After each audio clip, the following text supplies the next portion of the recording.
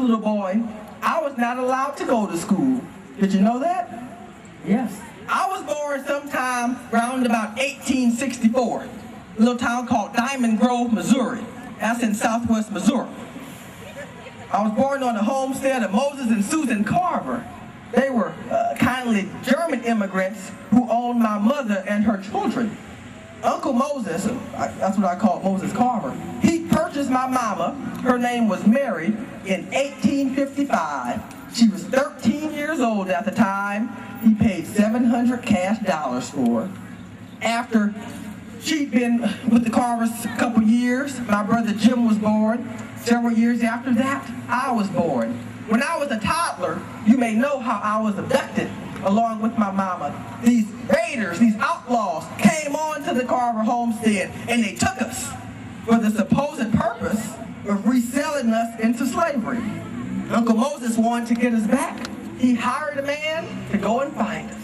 That man was gone for several weeks, and when he returned with only me, he explained to the Carvers how he looked far and wide for both me and my mama, but that he was only able to find me, and that was all the way down in northwest Arkansas. For returning with me, that man was given a racehorse valued at over $300. I later told Uncle Moses that I believed that was $300 well spent.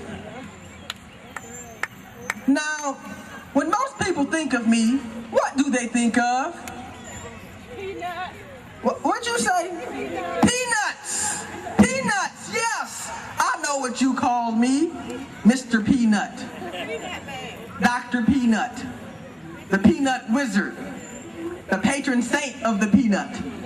It is true, I have created over 300 uses for the peanut, but I also created over 150 uses for the sweet potato, and I've done lots of things with soybeans and black-eyed peas and tomatoes as well. But because you probably want to hear me talk about the peanut, I'll say a few words about the peanut. When most people look at the peanut, they see a snack. They see a recreational food. But when I look at this, do you know what I see? I see ink. I see linoleum. I see axle grease. I see fuel briquettes. I see yogurt. I see coffee. That's what I see, plastic. That's what I see. In fact, I see the solution to prejudice, to poverty, and to poor nutrition. That's what I see when I look at this little thing. I have what you call an imagination. That's right. And so, most people don't know why I studied the peanut.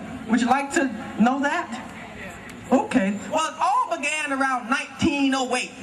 There was a little creature called Anathamus grandis.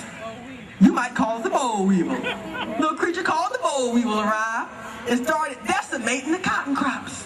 But even before the boll weevil arrived, cotton farmers in the South were already seeing reduced yields. Cotton, as this young person might not know yet, takes nitrogen from the soil.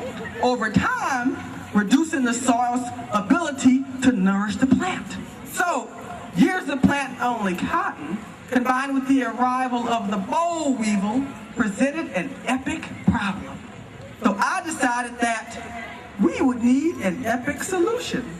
We needed a crop that could replace cotton. We needed a crop that could put nitrogen back in the soil, which I knew from previous research, legumes. These are peas, beans, pot-bearing plants. I knew these could do this. And finally, we needed a crop that was useful. I wasn't exactly sure what it was until one day I was going on one of my 4 a.m. nature walks, and I had a conversation with the great creator. And I said, "Dear Mr. Creator, will you please tell me why the universe was made?" The great creator replied, "George, you're asking too much for that small brain of yours. Ask for something more your own size."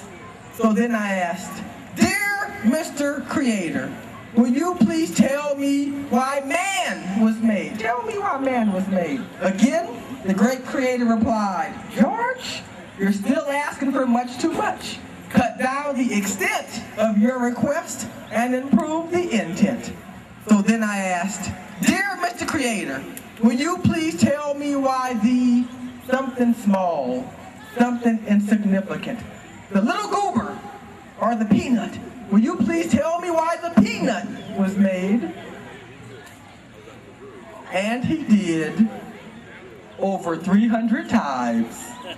And I was, thank you. And because of that, I was able to teach it to the local students, then teach it to the local farmers. Then, in 1921, I went to Congress. I spoke before the House of Representatives Ways and Means Committee. I spoke in support of a tariff on foreign peanuts. I was only supposed to speak for 10 minutes, just 10 minutes, yes. But after I pulled out my treasure box with all of my peanut and sweet potato inventions, I was granted several extensions and spoke for nearly 2 hours. Don't worry, I won't do that this afternoon.